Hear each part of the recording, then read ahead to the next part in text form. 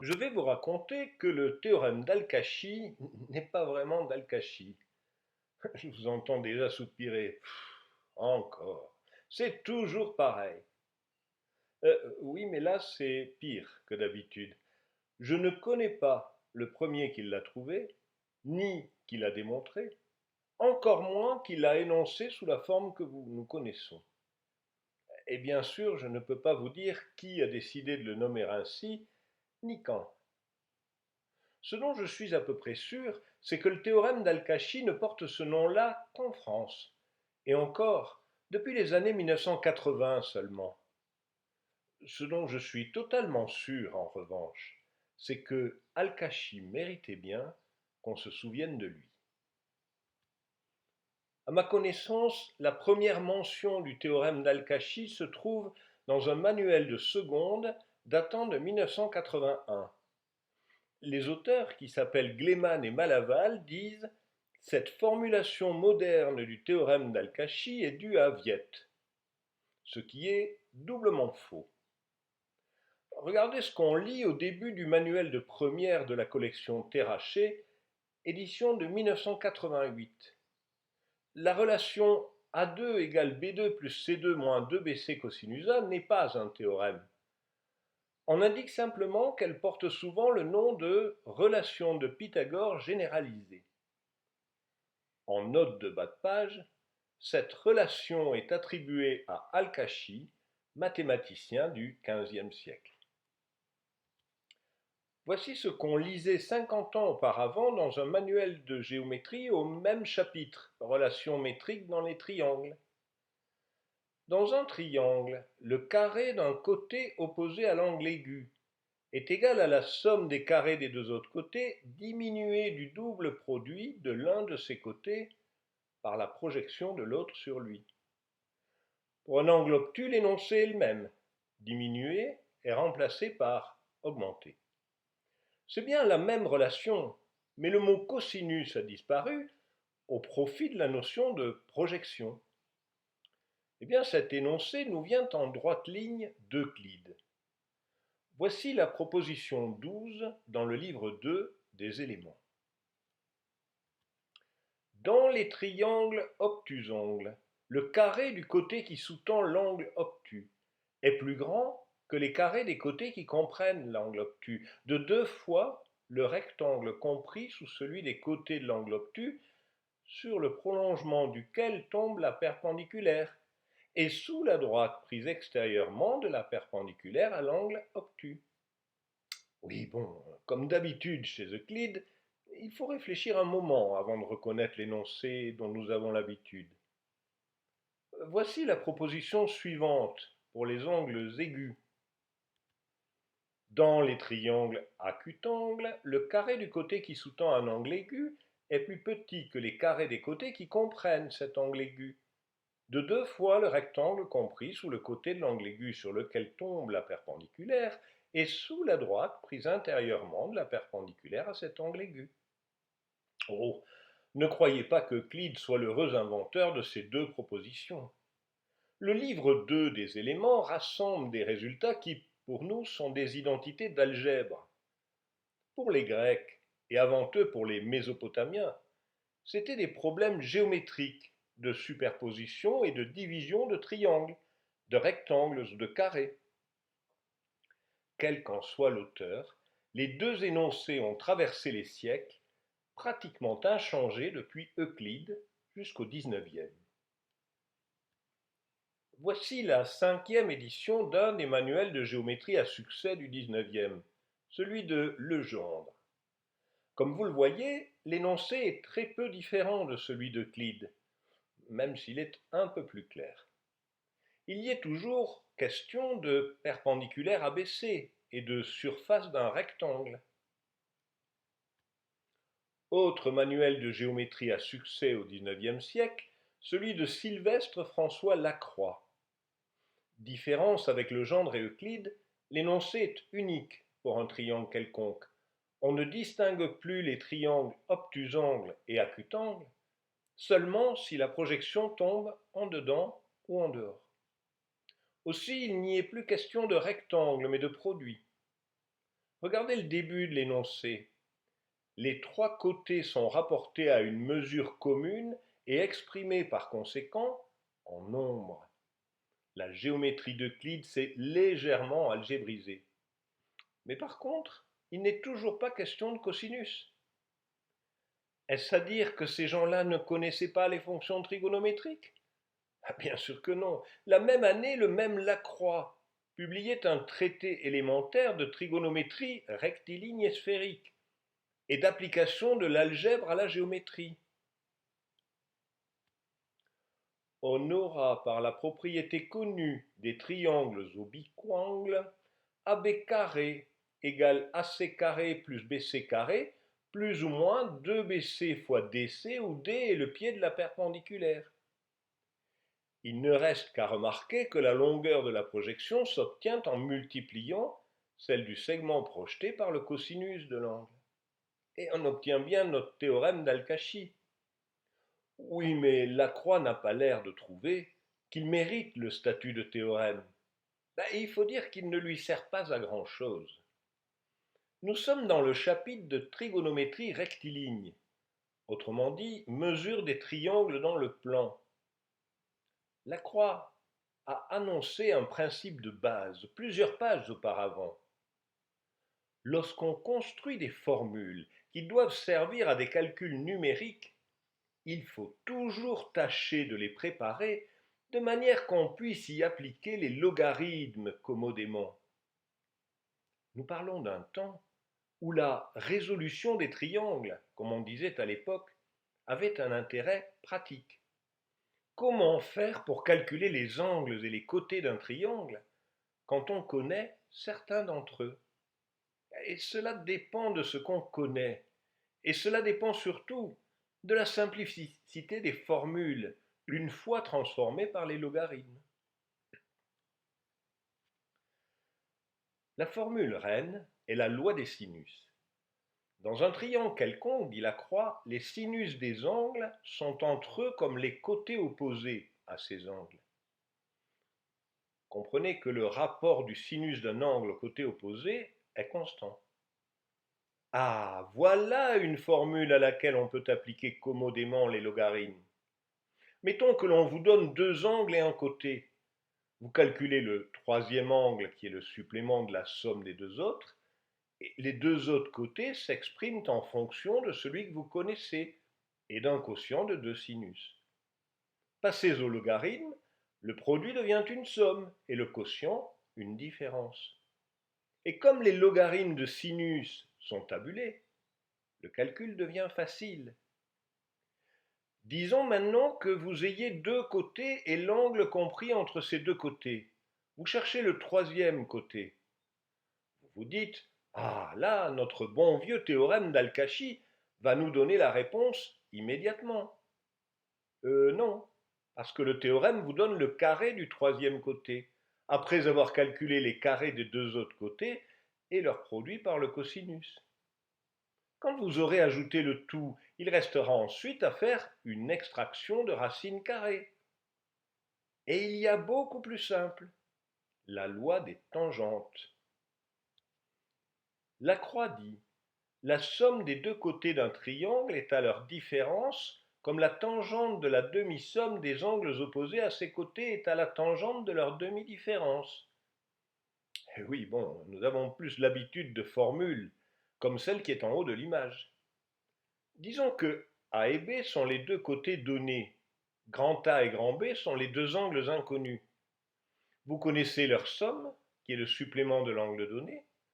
Vous déduisez leur différence de la formule, en utilisant une table des logarithmes de tangente. La somme et la différence vous donnent les deux angles. Reste un problème à résoudre. Comment trouver les angles d'un triangle quand on connaît les trois côtés? Ah, là, le théorème d'Al-Kashi s'impose. Eh bien non, même pas. Il y a là aussi une formule mieux adaptée au logarithme. De la demi-somme des trois côtés, retranchez successivement chacun de ceux qui comprennent l'angle cherché. Multipliez les deux restes entre eux Divisez ce produit par celui des côtés qui comprennent l'angle cherché, et prenant la racine carrée du quotient, vous aurez le sinus de la moitié de cet angle. Que ce soit plus simple que le théorème d'Al-Kashi ne saute pas aux yeux. Mais là encore, le passage au logarithme simplifie tout.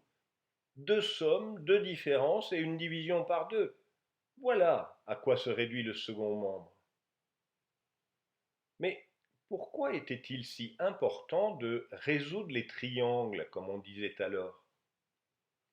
Pour l'arpentage des terrains agricoles, certes, mais surtout pour l'astronomie, aussi, depuis la Renaissance, pour la navigation et les relevés topographiques par triangulation, c'est-à-dire la géodésie. Aussi bien pour l'astronomie que pour la navigation et la géodésie, les triangles que l'on doit considérer sont sphériques. Un triangle sphérique est compris entre trois grands cercles de la sphère.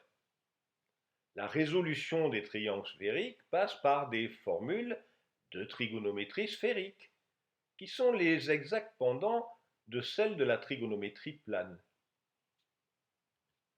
La première est la loi des sinus, qui dit que les rapports des sinus des côtés à ceux des angles sont les mêmes. Tout de suite après vient la loi des cosinus, qui est l'analogue sphérique du théorème d'Al-Kashi. Mais cette loi du cosinus n'entre pas dans les recettes de résolution des triangles sphériques. La croix donne pour chaque situation une formule, plus ou moins compliquée, mais toujours optimisée pour l'étape de logarithme. Quand on connaît les trois côtés, on retrouve les trois angles par une formule analogue au cas des triangles plans. La nouveauté ici est qu'on peut retrouver les côtés quand on ne connaît que les angles. Bien, où en sommes-nous? Résumé brutalement, ce qui précède nous a montré que la loi du cosinus est un résultat extrêmement ancien, qui n'a aucun intérêt pratique. L'idée saugrenue de lui donner un nom est récente et propre à la France métropolitaine. Bon, mais avant d'écrire la loi du cosinus, il a bien fallu écrire des cosinus, et même des sinus, non? Je vous raconte ailleurs l'histoire de la trigonométrie. En quelques mots, la première fonction trigonométrique a été la plus naturelle, la corde. C'était le seul outil de calcul des Grecs. Ptolémée, dans l'Almageste, dit que Hipparque, qui vivait au IIe siècle avant notre ère, est le premier à avoir disposé de tables de cordes. En tout cas, Ptolémée en a calculé, de demi-degré en demi-degré. Et il a même expliqué comment faire. Le passage de la corde au sinus s'est fait en Inde. Comme vous le voyez, la corde d'un angle est le double du sinus de l'angle moitié.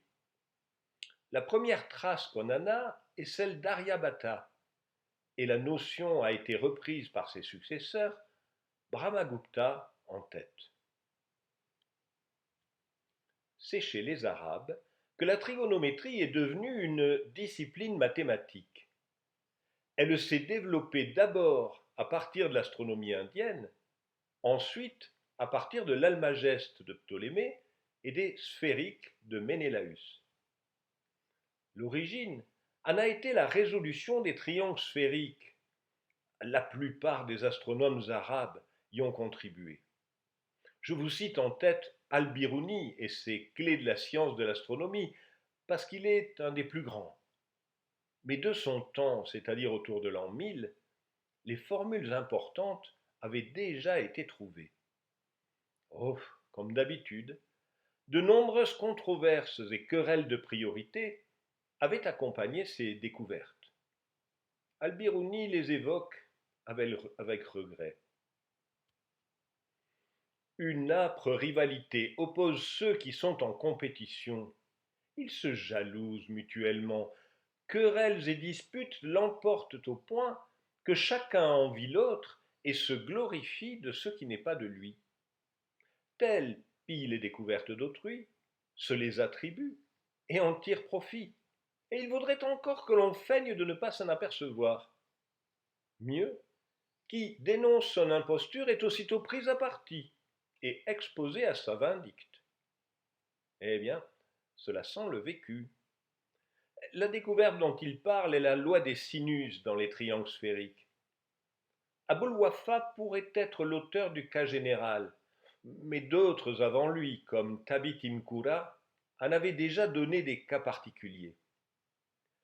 Aboul Wafa est un de ceux qui ont vraiment transformé la discipline. Son livre est intitulé Révision de l'Almageste, par référence à Ptolémée. En voici un extrait. La fonction tangente y apparaît pour la première fois. Aussi, il est un des premiers à fixer le rayon du cercle de référence à 1, ce qu'il appelle la mesure. Le rapport de la tangente à la mesure égale le rapport du sinus au cosinus, et le rapport de la cotangente à la mesure égale le rapport du cosinus au sinus. Et le rapport de la cotangente à la mesure égale le rapport de la mesure à la tangente.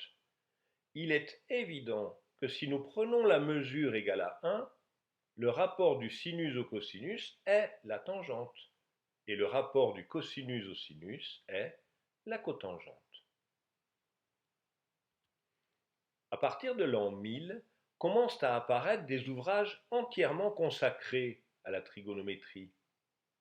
L'un des plus connus est le livre sur la figure sécante de Al-Toussi. Il y traite de la résolution des triangles plans ou sphériques en donnant de nombreuses formules et méthodes de calcul.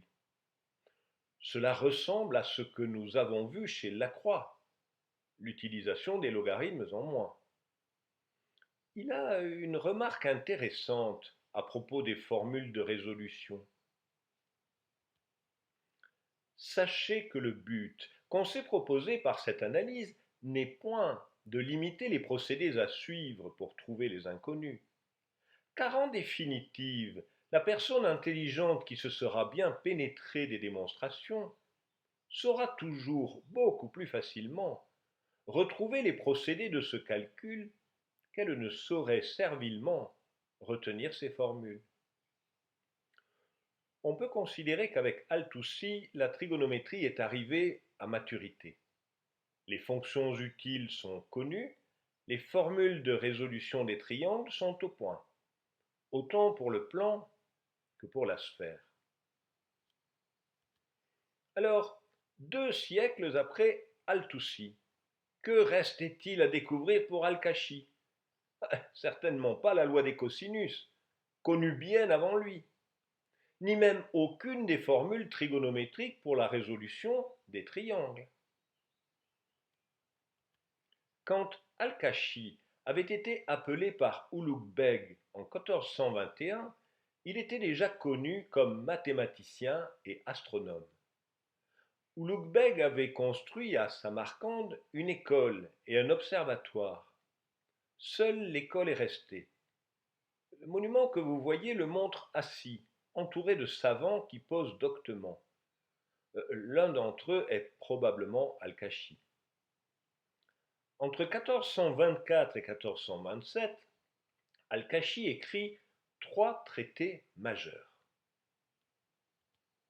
Dans le traité sur la circonférence, il pousse la méthode d'exhaustion d'Archimède pour le calcul de pi jusqu'à des polygones à 805 millions de côtés.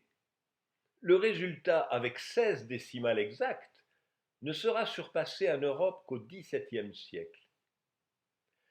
Dans un traité de trigonométrie sur la corde et le sinus, il calcule le sinus de 1 degré avec 17 décimales exactes. Pour cela, il commence par calculer le sinus de 3 degrés, par différence entre 18 degrés et 15 degrés. Puis, il établit une équation de degré 3 et résout cette équation par approximations successives. Au-delà de ces exploits numériques, l'ouvrage majeur d'Al-Kashi est sa Clé de l'arithmétique, datée de 1427. Contrairement à ce que le titre laisse entendre, l'ouvrage contient beaucoup de géométrie, et même de géométrie très appliquée. La figure que vous voyez représente une voûte. Voici l'intérieur du bazar à Kashan, la ville natale d'Al-Kashi dans l'Iran actuel. Vous y voyez les trois objets des études géométriques d'Al-Kashi: des voûtes, des dômes, dont Al-Kashi nous apprend à calculer les volumes, et un plafond ouvragé avec des sortes de stalactites, qu'on appelle des muqarnas. Al-Kashi les réduit en éléments dont il donne les surfaces. Contrairement à la plupart des savants arabes, on connaît quelques détails de la vie d'Al-Kashi. C'est grâce à des lettres à son père qui ont été conservées. Je vais vous en lire quelques extraits, illustrés par des exemples de cette magnifique architecture arabe, sujet des calculs d'Al-Kashi. Quand je suis arrivé ici, comme on fait partout, tous ont commencé à se renseigner et à espionner pour connaître ma propre compétence dans cet art, afin, s'ils trouvaient que ma compétence était faible, ou égale, ou légèrement supérieure à la leur, ils puissent conserver leur poste. Ils ne voulaient pas qu'il soit dit qu'un étranger était arrivé et avait pris le pas sur eux. Dans les discussions en présence de Sa Majesté royale, ils étaient confrontés à certaines difficultés sur lesquelles ils avaient passé un mois ou deux, ou même un an, sans trouver de solution. Le jour même de mon arrivée à Samarcande, mes bagages n'étaient pas encore là, j'empruntai un calame et de l'encre à un étudiant, je résolus tous ces problèmes et soumis mes solutions à son auguste majesté. Ulugh Beg donc. Sa Majesté me testa sur des cas semblables. Elle m'ordonna de placer un cadran solaire sur le mur du palais royal dont l'azimut était inconnu. Je dessinai les lignes. Tous les spécialistes vinrent voir le résultat, y compris Kazizada Rumi, qui est le plus savant de tous, et qui confessa que c'était très difficile. Il essaya en vain de trouver la méthode, et finalement dut me la demander, reconnaissant ainsi ma victoire en présence de beaucoup de gens. Sa Majesté dit une fois: nous voudrions faire un trou dans le mur de la mosquée tel que le soleil passe brièvement par ce trou au moment de la prière de l'après-midi, à la fois en été et en hiver. Ce trou doit être rond à l'intérieur, mais à l'extérieur, il doit être tel que les rayons du soleil n'y passent qu'au moment de la prière de l'après-midi. Ceci avait déjà été demandé avant mon arrivée, et personne n'en avait été capable. Quand je fus là, je le fis également. De plus, Sa Majesté royale visite l'école plusieurs fois par semaine, assiste aux cours, et je l'accompagne. Nous ne savons pas sur quoi la leçon va porter, ni quels problèmes vont être soulevés, car les étudiants et le professeur en ont discuté la veille au soir. Je suis parfois intervenu sans aucune préparation, et j'en ai dit tellement sur le sujet que tout le monde était abasourdi. Bref, vous l'avez compris, Al-Kashi est le meilleur. Et son théorème alors? Eh bien, il en existe un. Oh, dans son esprit, ce serait plutôt un lemme, qu'il utilise à plusieurs reprises dans son traité de la circonférence. Cette fois-ci, il est bien le premier, et il l'a démontré, fort élégamment d'ailleurs. Voici l'énoncé d'Al-Kashi. Je dis que le produit du diamètre ajouté à la corde d'un arc moindre que la demi-circonférence, par la moitié du diamètre, est égal au carré de la corde d'un arc qui est la somme du premier et de la moitié de son supplément. Bien, une figure et une formule plus tard, vous voyez ce qu'il veut dire. Dans un demi-cercle, placez l'arc AG, inférieur à π sur 2. Marquez le point D au milieu de l'arc supplémentaire, GB. Vous prenez le diamètre 2R, vous lui ajoutez la corde de l'arc dont vous êtes parti, vous multipliez la somme par le rayon R et vous trouvez le carré de la corde AD. Je vous laisse le plaisir de le démontrer vous-même. Oh, vous avez le droit d'utiliser le théorème de Pythagore, puisque vous savez qu'il n'est pas de Pythagore. Comment ça sert à rien? Pas plus que le théorème d'Al-Kashi que vous connaissiez jusque-là. À propos, vous avez entendu parler de la loi de Stigler? Aucune loi ne porte le nom de son inventeur. Ce n'est pas Stigler qui l'a énoncé le premier.